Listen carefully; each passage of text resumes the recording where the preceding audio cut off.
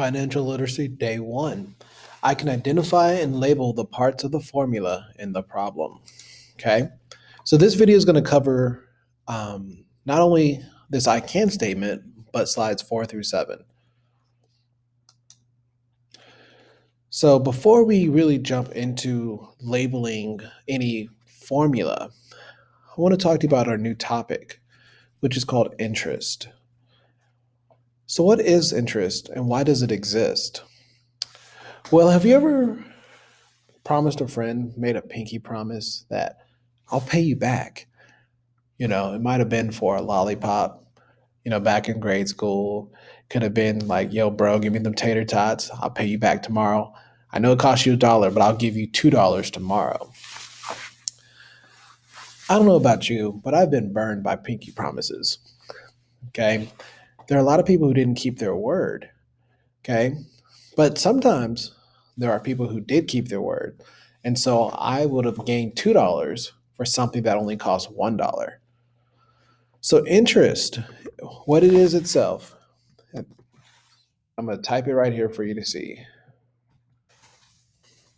Interest is the cost of borrowing money. That's what it is. And why does it exist? To make sure that you get a return for your risk that you're taking. Because if you have the tater tots and you give it to somebody else, you're trusting that they're going to give it back to you. Okay, if your tater tots cost $1, you're trusting they're going to give it back to you for $2. And you're going to see interest applied to bigger things as you get older. So one day you're going to try to get a house. But the average house in today's world costs about $300,000. Most people don't have that in their bank, so they get a loan or a house loan or mortgage. They go to the bank, and the bank loans them $300,000, but you have to pay it back with interest. The average car today in today's world costs $35,000. Most people don't have that in cash, so they get a car loan, which means you agree to pay back the $35,000 for the car plus interest. In college nowadays, the average college graduate also has about a car payment or a car's worth of debt, $35,000, and it's climbing. Okay, there are some people with hundreds of thousands of dollars in debt. So to go to college, they get a loan called a student loan. And really, all of these loans are just pinky promises for adults. Okay, we get something, so the house, a car, or go to college, but we agree to pay it back with interest or with an extra fee. It's paying more than what it actually cost. It's the cost of borrowing money. Now, in 8th grade math, we have two different types of interest. We have simple interest and compound interest. Simple interest is money that grows once. It's a base fee. It's what you guys have done your whole life. Hey, I'll borrow this much. I'll borrow $1. I'll give you $2 tomorrow. Compound interest is money that grows and multiplies over time. So over here, you see this image of coins growing and growing and growing, because that's what compound does. It doesn't stop growing. It's not a one-time thing. It keeps building. Which one of these do you think is a better form of interest? Well, that depends on if you're the one who owes the money or if you're the one that gets the money, right? So here's a math example, okay? If you had $10,000 and you put it in an account, that was simple interest, and you had another $10,000 and you put it in an account that was compound. If both of them grew at 5% per year, over 40 years, you'd have a $30,000 in the simple interest account, but you'd have over $70,000 in the compound.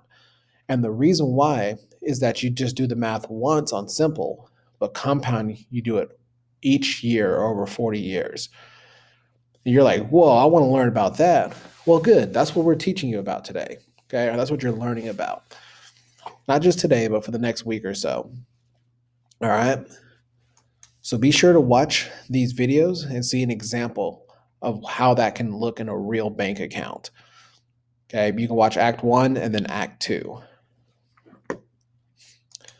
On slide 7, we have a vocabulary slide. Okay. And the reason why we have this is that if we're going to talk money, we have to know or be familiar with the words that we hear. So we're going to move these words to their correct place of their definition. So our first word, is account. Which one of these would be an account? The place that money is held. So I'm going to drag and drop that to right above this statement because that's what an account is. Interest rate. This goes right here. Interest rate is the percent that the principal is multiplied by. That'll, again, a lot of this will make more sense as we get more familiarity with it. But interest rate is the percent that the principal is multiplied by. Really, this is what tells you how much your money is going to grow by. Whenever you see the word annual, that means every year. So let me move that right here. Every year. Because it cuts it off, I'm going to put it underneath. Compound interest. Now remember in our example, compound interest is money that grows and multiplies over time. So that goes up here. Money earned by a rate multiple times. Man, compound interest can be a beautiful thing. It can also be a terrifying thing. Simple interest is money earned by a rate one time. If you ever see the word withdrawal, that means taking money out of an account. If you see the word deposit, that means putting money into an account. If you see the word principal, that means the original or beginning amount. Now, honest mistake here, this kind of principal is my boss. And the way you can remember that is that word pal at the end, P-A-L. That's like my boss, a teacher's boss. I mean, that's not the correct principal. It should be like this. By the time you're doing your assignment, you will see the correct spelling of principal.